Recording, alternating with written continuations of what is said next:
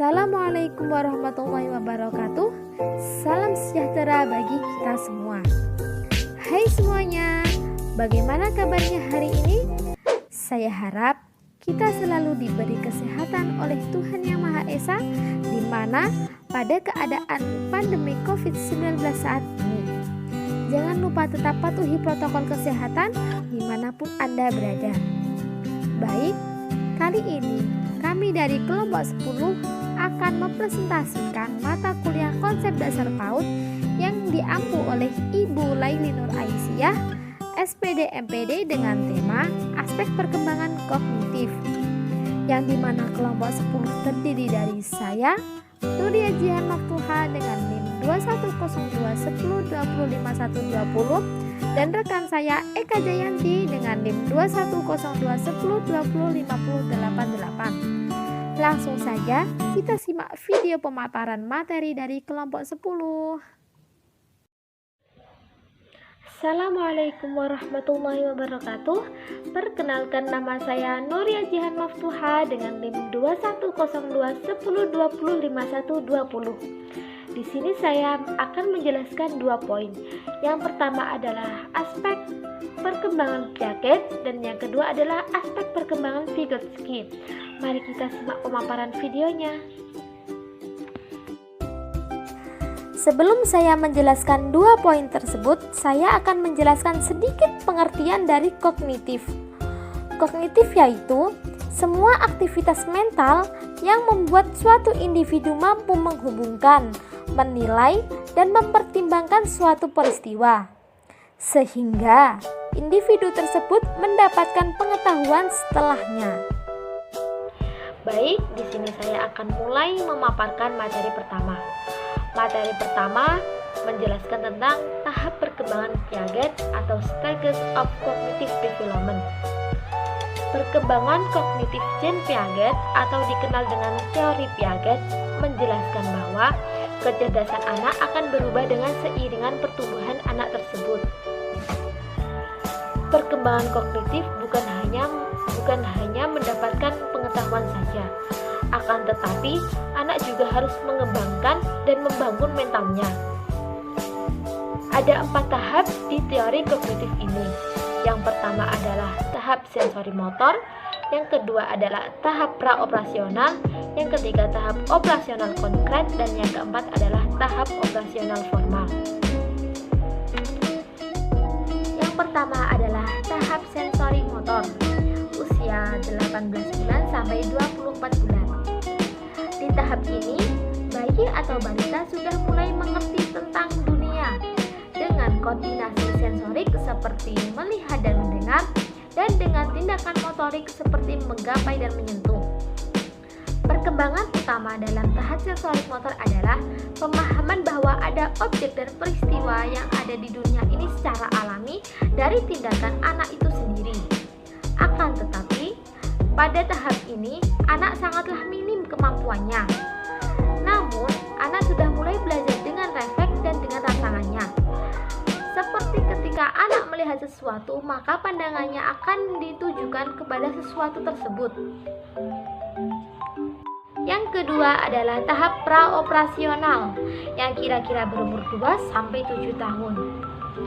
Pada tahap ini, anak-anak sudah mulai berpikir singkat, padat, dan simbolik, tetapi belum menggunakan operasi kognitifnya, yang artinya anak belum bisa mengubah, belum bisa menyambungkan, dan belum bisa memisahkan antara ide dan pikirannya. Pada tahap ini, anak-anak mulai mengembangkan daya ingat dan imajinasinya.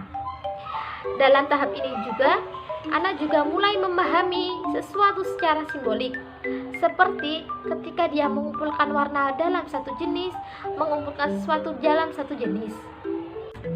Yang ketiga adalah tahap operasional konkret mulai usia 7-11 tahun. Tahap ini ditandai dengan perkembangan pemikiran terorganisir dan rasional. Piaget menganggap tahap konkret sebagai titik balik utama dalam perkembangan kognitif anak. Di tahap ini, anak sudah mulai memahami sebab akibat secara rasional dan sistematis. Sikap egosentrisnya pun sudah mulai berkurang. Pada operasional konkret, anak cukup dewasa untuk menggunakan pemikiran logis, tetapi hanya bisa menerapkan logika pada objek fisik saja. Yang keempat adalah tahap operasional formal, usia kira-kira 11 tahun ke atas. Pada tahap ini, seorang anak yang menuju remaja, mereka memperoleh kemampuan untuk berpikir secara abstrak dengan memanipulasi ide pada dirinya. Pada usia pra-remaja ini, anak sudah memiliki kemampuan menggunakan logikanya untuk menyelesaikan permasalahan, bisa menyimpulkan informasi yang didapatnya, dan merencanakan untuk masa depannya. Yang kedua adalah teori perkembangan Vygotsky atau Sosial Kultural Theory. Vygotsky banyak membahas tentang pertumbuhan dan perkembangan manusia. Dalam teori ini terdapat pertumbuhan dan perkembangan anak diwarnai oleh lingkungan sosial atau budaya. Tidak seperti Piaget yang beranggapan bahwa anak mencari individu aktif, mengkonstruktivis pengetahuan melalui interaksi dengan lingkungannya. Vygotsky beranggapan bahwa mengkonstruksi pengetahuan dalam konteks sosial anak secara aktif, pengetahuannya secara mandiri dengan konteks interaksi dengan pengasuh, keluarga, atau komunitas dan masyarakat di sekitarnya. Menurut Brewer tahun 2007. Teori Vygotsky yaitu Zone of Proximal Development atau disingkat menjadi ZPD. ZPD adalah celah antara apa yang anak dapat kerjakan secara mandiri dan apa yang anak tidak dapat dikerjakan dengan bantuan seseorang, orang yang lebih dewasa atau teman sebaya yang lebih terampil dari dirinya. Menurut Brewer tahun 2007.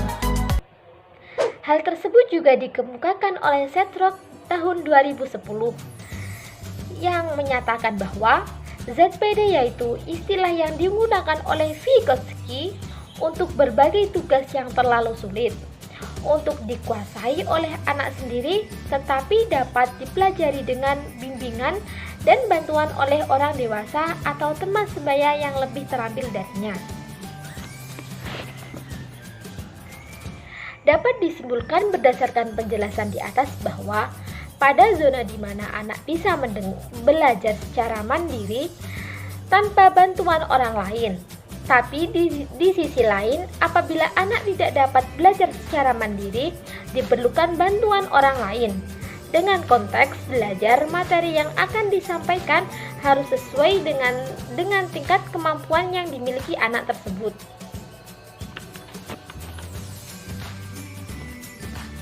Teori Vygotsky yaitu scaffolding, yang berarti merubah tingkat dukungan pada saat anak belajar seorang guru atau orang tua agar menyesuaikan materi tersebut dengan kinerja anak saat ini. Saat anak belajar konsep baru, guru atau orang tua dapat terlibat langsung untuk membantu anak belajar menguasai konsep baru tersebut. Halo, perkenalkan nama saya Eka Jayanti, NIM 210210205088. Di sini saya akan melanjutkan presentasi dari teman saya, Nuria Jihan. Saya akan mempresentasikan tentang tahap perkembangan sosial emosi STTPA menurut Permendikbud nomor 137 dan 146 tahun 2014. Yang pertama, tahap perkembangan sosial emosi STTPA menurut Permendikbud nomor 137 tahun 2014. Yang pertama, anak usia 3 bulan. Anak usia 3 bulan sudah bisa menatap dan tersenyum kepada orang lain, meskipun dia tidak mengerti. Yang kedua, menangis untuk mengekspresikan ketidaknyamanannya, misalkan buang air kecil, lingkungan panas, atau yang lainnya. Yang kedua, usia 3-6 bulan. Pada usia tersebut, anak sudah bisa merespon dengan gerakan tangan atau kaki. Pada usia 3-6 bulan juga, anak bisa menangis bila tidak mendapat apa yang ia inginkan. Yang ketiga, anak juga bisa merespon dengan menangis atau menggerakkan anggota tubuh pada orang yang dia kenal. Yang ketiga, anak usia 6-9 bulan. Pada usia tersebut, anak juga sudah bisa menempelkan kepala apabila dia merasa nyaman dan meronta-ronta menangis apabila dia merasa tidak nyaman. Yang keempat, usia anak 9-12 bulan. Pada usia tersebut, anak juga sudah bisa menyatakan keinginannya lewat menggerakkan anggota tubuh dan ungkapan-ungkapan sederhana. Yang kedua, pada usia tersebut, anak juga sudah bisa meniru cara menyatakan perasaannya seperti ingin mencium, memeluk, atau yang lainnya. Yang kelima, anak pada usia 12-18 bulan. Pada usia tersebut, anak juga bisa menunjukkan reaksi marah apabila dia merasa terganggu, seperti mainannya diambil, digoda sama paman dan bibinya karena dia merasa gemas, atau yang lainnya. Yang kedua, menunjukkan reaksi berbeda kepada orang yang baru ia kenal. Yang ketiga, ia sibuk bermain bersama teman, tetapi dia bermain dengan permainannya sendiri. Yang keempat, mengamati atau memperhatikan teman-temannya yang sedang beraktivitas. Poin yang keenam, pada usia 18-24 bulan, anak dalam usia tersebut bisa mengekspresikan reaksi emosi seperti marah, kesal, takut, kecewa, dan lainnya. Yang kedua, anak juga bisa menunjukkan reaksi menolak atau menerima kehadiran orang lain. Yang ketiga, anak bisa bermain bersama teman-temannya dengan mainan yang sama. Yang keempat, anak juga bisa meniru perilaku orang dewasa yang pernah ia lihat. Poin yang kelima, anak juga bisa makan atau minum sendiri meskipun itu belepotan atau acak-acakan di bajunya. Nomor 7, anak usia 2-3 tahun. Yang pertama, memberi salam ketika si anak ingin pergi. Yang kedua, memberi reaksi percaya terhadap orang dewasa.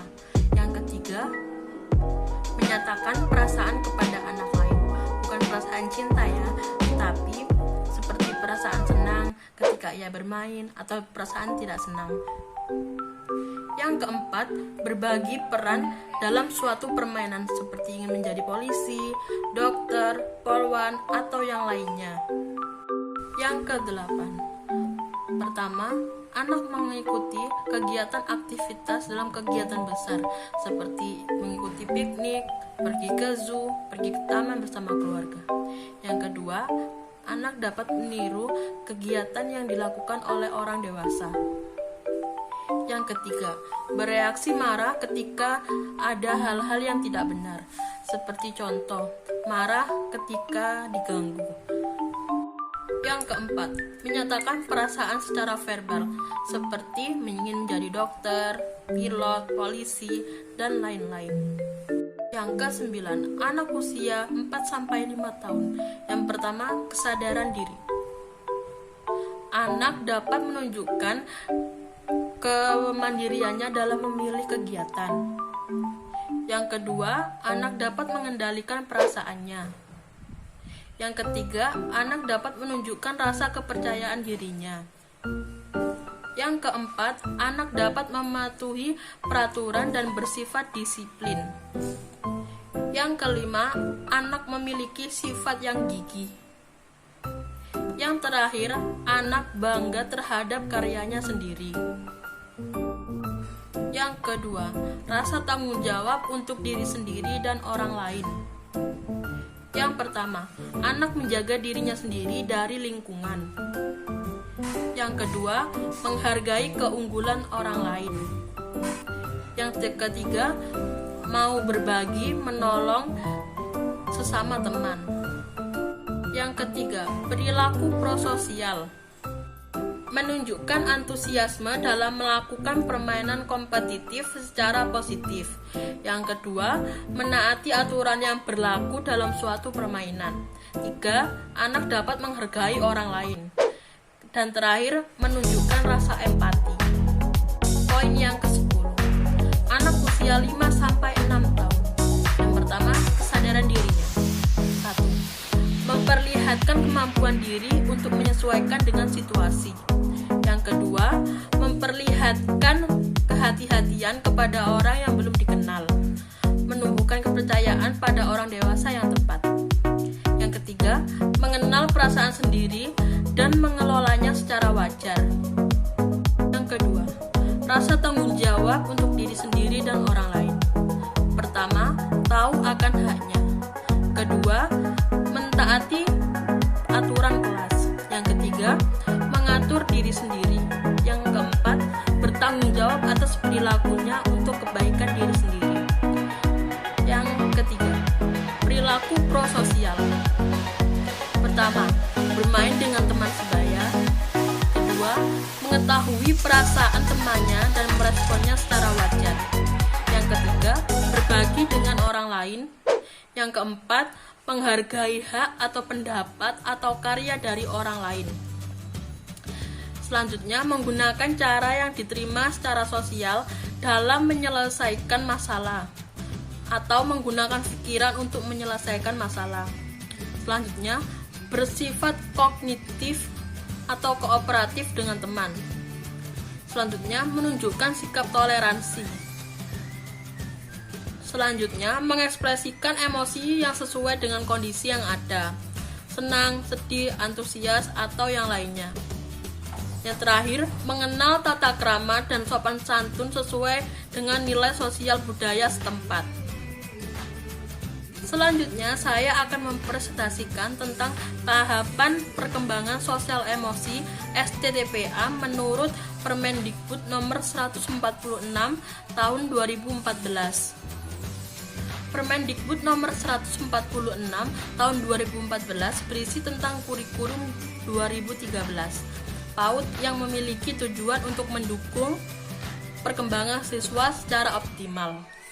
Dengan cara demikian, dapat memberi landasan bagi masyarakat Indonesia agar sanggup hidup produktif, beriman, inovatif, kreatif, dan emosional sebagai individu dan warga negara, serta sanggup berkontribusi kepada masyarakat, bernegara, berbangsa, dan peradaban dunia. Sekian presentasi dari kelompok 10, kurang lebihnya mohon maaf. Saya akhiri. Assalamualaikum warahmatullahi wabarakatuh.